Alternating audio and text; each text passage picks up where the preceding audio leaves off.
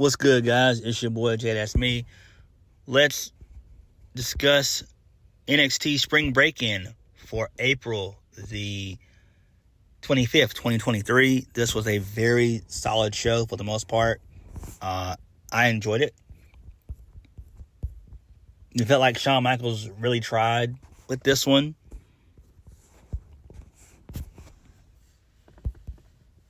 So we kicked the show off with various superstars doing like spring break activities and going over to nice matches. I enjoyed that. It was cool to see Dabba-Kato throw Big Body Javi, a.k.a. Javier Bernal, into the pool. That was funny and cool. First match of the night,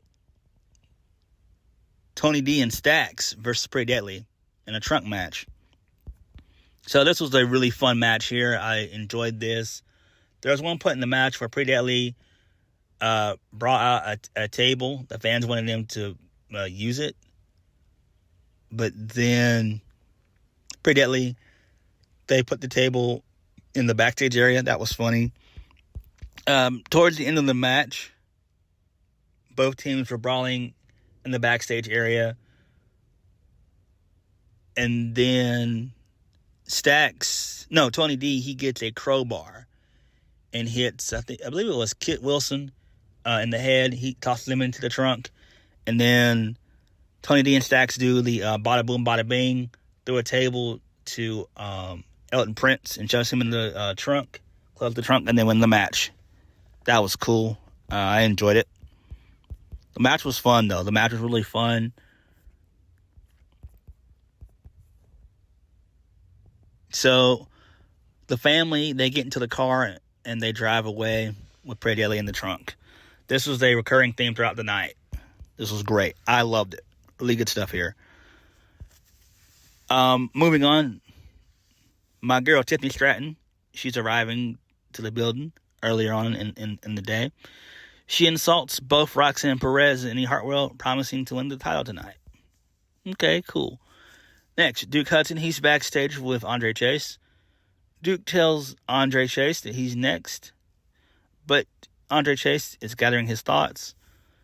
Duke says he dismissed the other students tonight, so it will be just him and Andre out there. The two pillars of Chase U. Duke goes on about how Bron Breakker can be dangerous, and then he begins to hype up Andre Chase. Chase is now fired up and ready to fight. They both head out, and Chase does his usual Chase-size university ass-whooping gimmick that he's been doing for months. That leads us into Bron Breakker versus Andre Chase. Bron Breakker wins via the Spinal Recliner. I loved it. This was about, I think 3 minutes. And Bron dominated. So this was great right here. Loved it. Post-match, Bron stands tall and he stares a hole through Duke Hudson. Love it. Next, we get a hype video for Carmelo Hayes for the main event. Although it was not the main event for whatever reason. I have no idea why it wasn't. I don't know why they advertised it as such. Sean, you can't be lying to us, man. Damn. So Mackenzie Mitchell, she's backstage with the family. She's trying to get a word in with them. She sees Ilja Dragunov arrive. She attempts to interview him, but Dijak attacks Ilja out of nowhere. They have a little brawl. Dijak destroys Ilja while talking trash to him. Dijak then slams a sliding door onto Ilja. He blocks it with his foot, and then Dijak is able to slam the door on Ilja, and then officials, they attempt to restore order. Excuse me. So I do like this. This is great. I think what they're going to do is probably send Ilja to the main roster, which will make the most sense. I mean, you could have Ilja and Dijak face each other next week, where Ilja wins, and then post-match, Dijak beats him down and sends him to the main roster that way. I don't know, but this actually is a perfect way to write off Ilja. And hopefully they'll send him to Raw, which they probably will. I believe that Ilja Dragunov, Tyler Bate, JD McDonough, Drew McIntyre, the Brawling Brutes, and Imperium will be on Raw. And then that way you could do so much with those guys there. That would make the mid-card extremely solid. That's kind of what I would do, which I hope they do. Moving on. Next, Lyra Valkyria versus Cora Jade. Cora Jade gets the win via the DDT. Also, she used the kendo stick earlier on in the match. She didn't get caught while using it. But this was a decent match. This was short as well. There were a lot of short matches tonight. There were a lot of short matches. It wasn't long, which was good. So next, Grayson Waller, he's getting ready for his match. He's accompanied by a really cute girl who has his boot on display. So I like that. So the family, Stacks and Tony D, they're riding around celebrating. We hear Pretty Deadly in the trunk throwing a fit, which was funny as shit. And Tony D, he pulls over and tells Stacks, check it out. Stacks opens up the trunk and proceeds to beat down Pretty Deadly some more. And then Stacks gets back into the passenger seat and says it's nothing. They both have a good laugh about it, being an easy night, and then they drive off again. So I love this. This was good shit right here. Great stuff here. Love it, man. Absolutely love it. Pretty Deadly are going to be good on the main roster. They're in good hands on the main roster. Really good hands. Next, match of the night for me, Grayson Waller versus Carmelo Hayes for the NXT Championship. This match was solid. So there's one part in the match where Grayson does this insane DDT. It was beautifully done. I thought that it was over for Carmelo right there, but thankfully he kicked out. Also, earlier on in the match, Grayson Waller took out Trick Williams with a couple of chair shots. The referee didn't see it. Then there was a elbow drop from the top rope to the announce table from Grayson Waller. But Carmelo was able to retain via nothing but net. So this match was solid here. Love it. Loved it. This match was really, really good here. We all know that Grayson Waller is heading to the main roster. I mean, he's done everything that he can do. He's over as a heel. And, I think he'll do fine on, I want to say, SmackDown. I don't want him to go to Raw because he'll get lost in the shuffle, even though it's 3 hours. But still, I think SmackDown would be fine for him. Post-match, Trick Williams comes back out to celebrate with Carmelo. Carmelo then takes the mic. He has a couple of choice words for Bron Breakker. Carmelo calls out Bron to sell this on Sunday, May 28th at NXT Battleground, which is the same day as Double or Nothing. Oh, boy. We'll talk about that after I get done with this promo. With this segment involving both Bron and Carmelo Hayes. I'm sorry about that.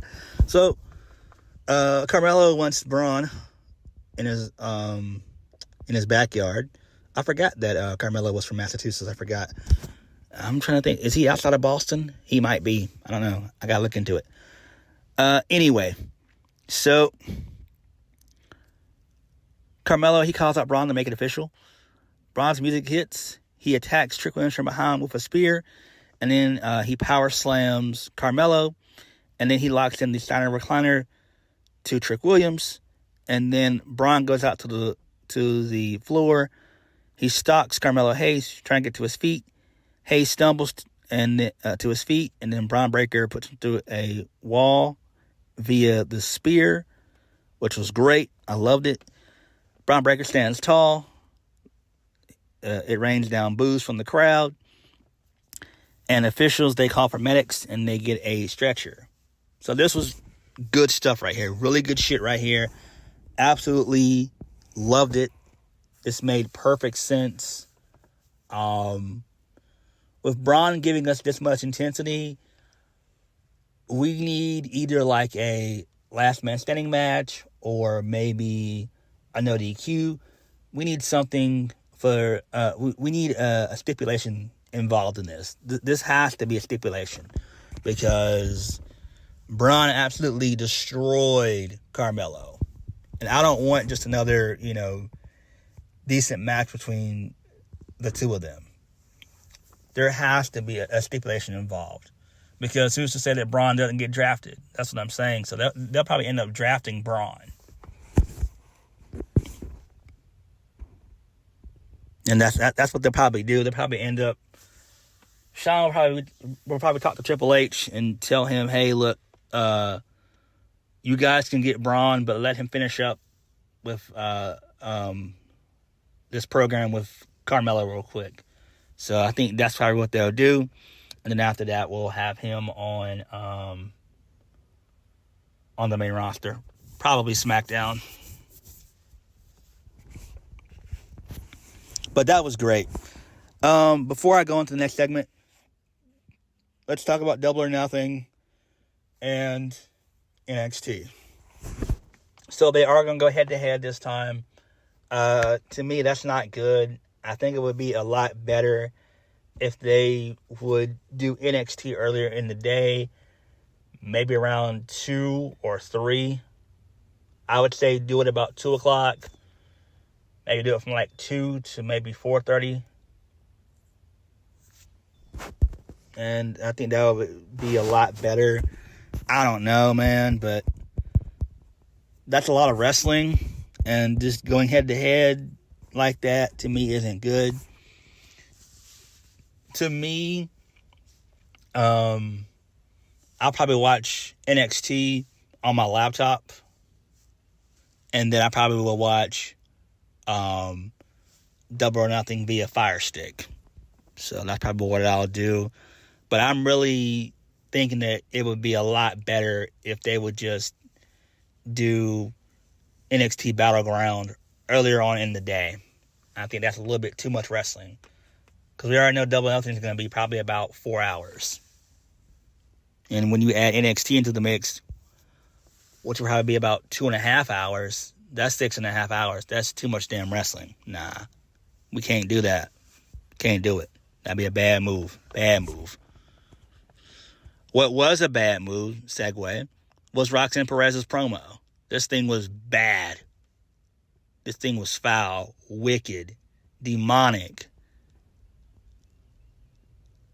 I mean, this was just absolutely dumb. I don't get it. So, Roxanne Perez talks about being into WWE as a kid, while her friends were into Disney princesses. I'm like, what the hell? Are we like 5 or 6 years old? Come on now. She says all she ever wanted to be was a WWE superstar. She sees the little girls in the crowd now, and they have the same looks on their in their eyes as she did back then. Roxanne Perez is wearing 2 bows in her hair to represent all the little girls. Perez has a chance to win back the NXT Women's title tonight, and she's just not doing it for herself. She's doing it for all the little girls.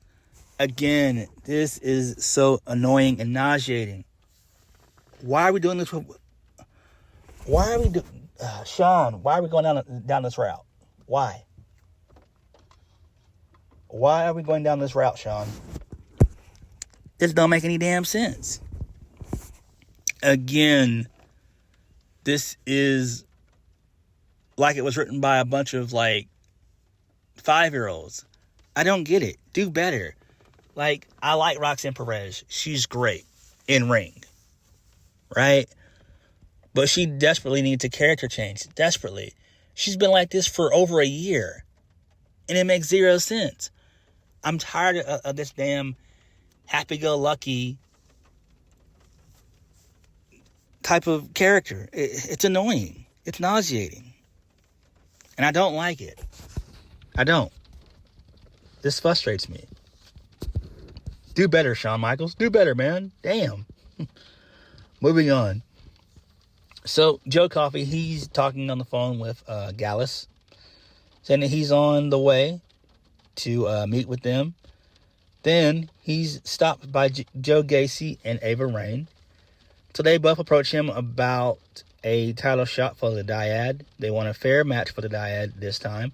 Joe Gacy says he can sense that Joe Coffey wants to punch him in the face. And Joe Gacy says he'll give him the chance next week.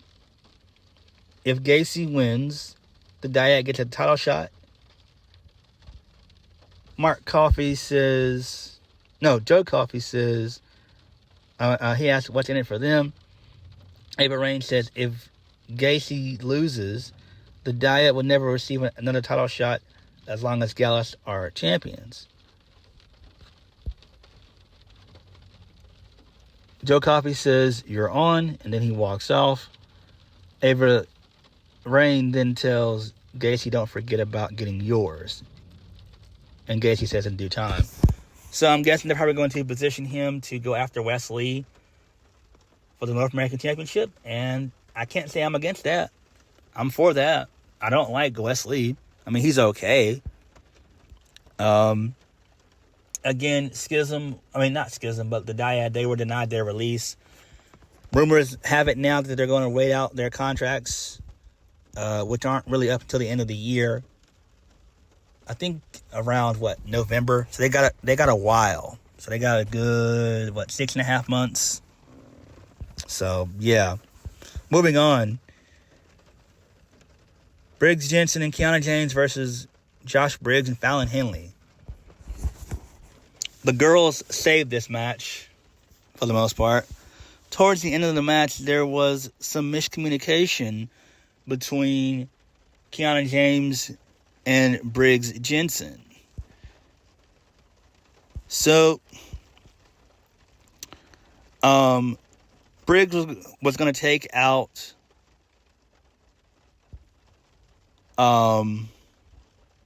Jensen. My bad. Jensen was going to take out Josh Briggs. So Josh Briggs, then he moves. And then Jensen, he inadvertently knocks down... Well, actually, accidentally knocks down Kiana James. So Jensen is shocked. He pleads with her. He turns around. And then he eats a big lariat from Josh Briggs for the win. So, Briggs and Fallon Henley, they win. Post-match, Fallon Henley and Josh Briggs, they stand tall. So, Brooks Jensen tells Kiana James they're still together. She attempts to slap him. And Jensen, he blocks it. And he says that he thought she loved him.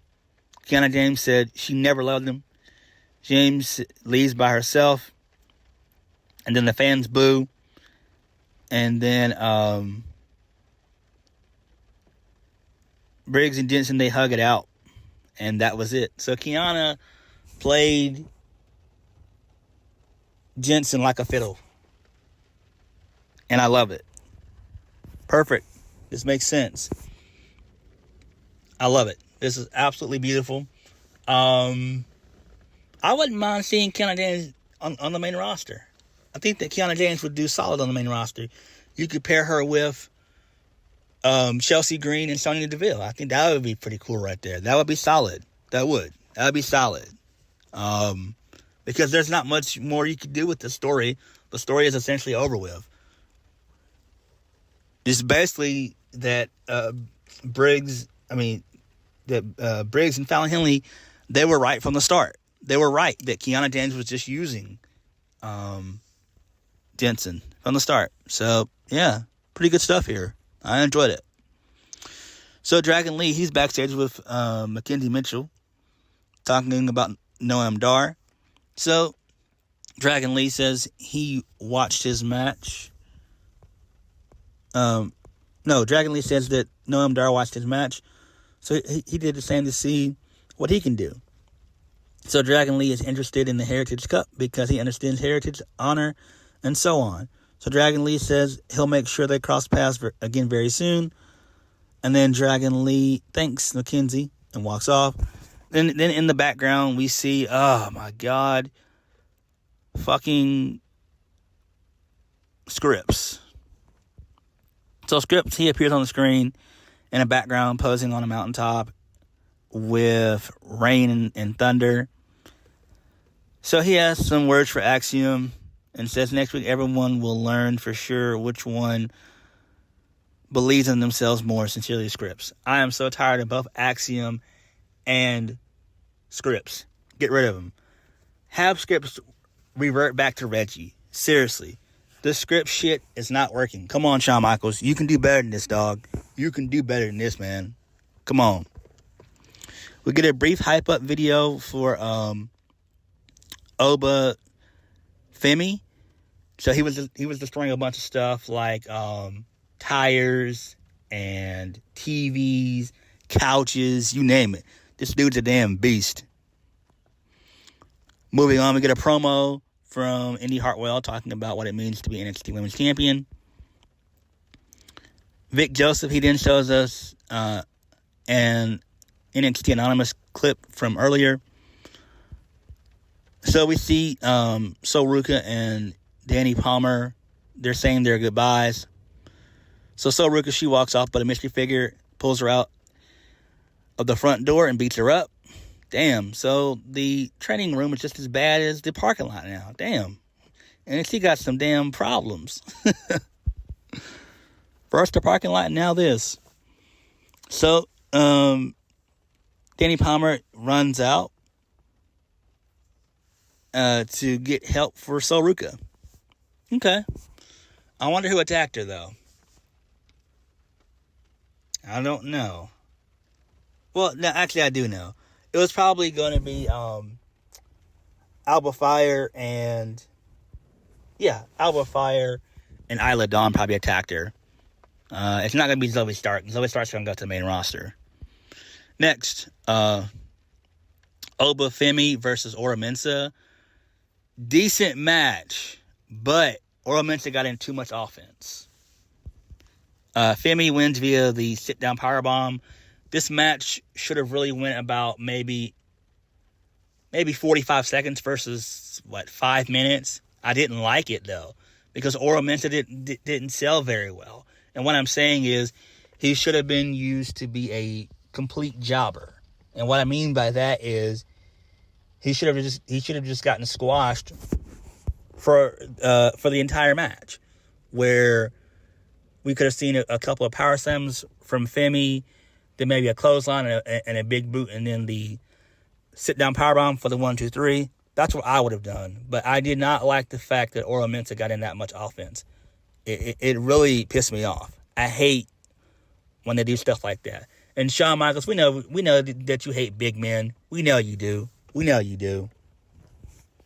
Come on, man. You got to do better than that, man. Come on, Shawn.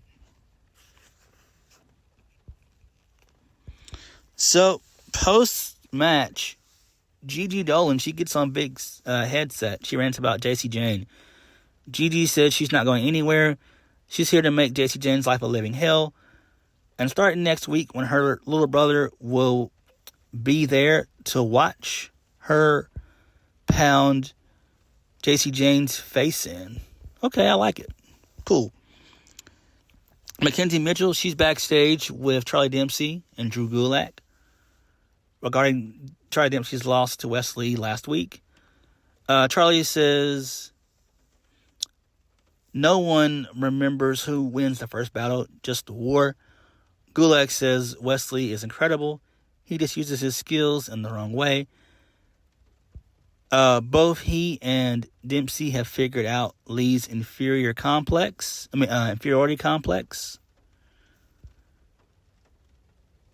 And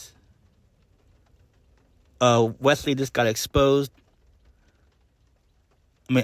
Just exposed his wrestling weakness in the ring last week. Dempsey says Wesley defended his title at a record pace, and he's not stopping soon.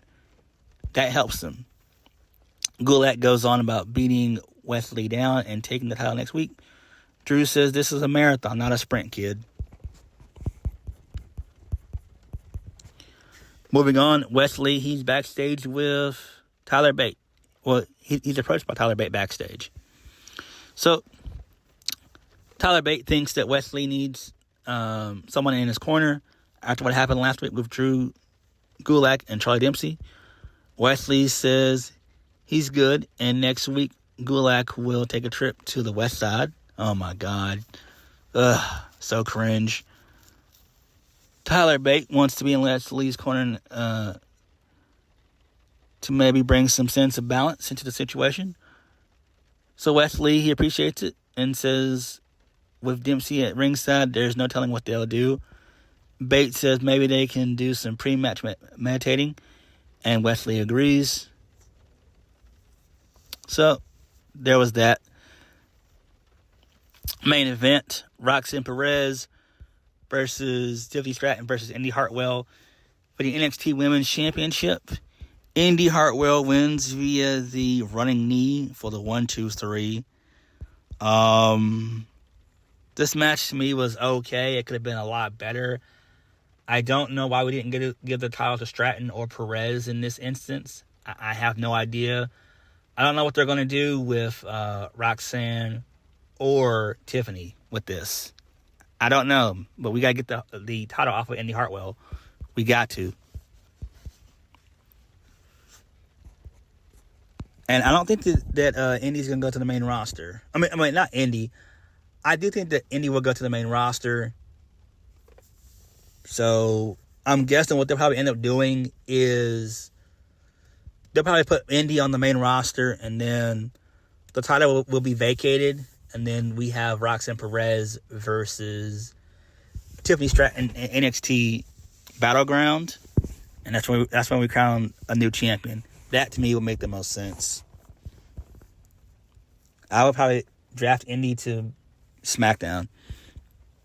And then what closed the show was Tony D and Stacks. So Tony D and Stacks, they're at a lake, standing at the end of a pier. Tony says, to those who want to respect it, my bad. Tony says, those who want respect, take it, which is correct. Pretty deadly. They were tossed into the lake.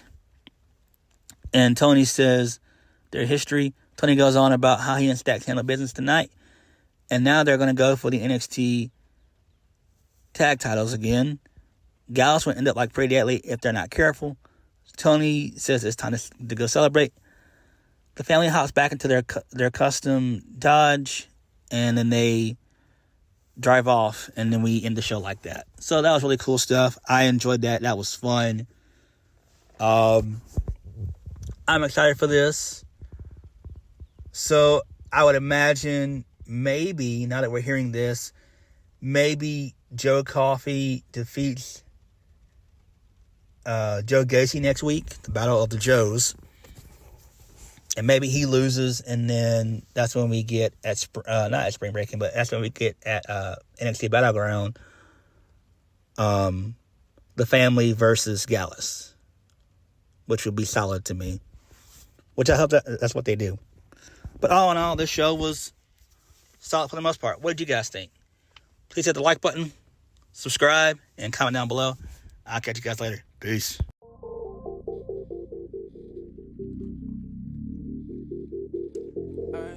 To the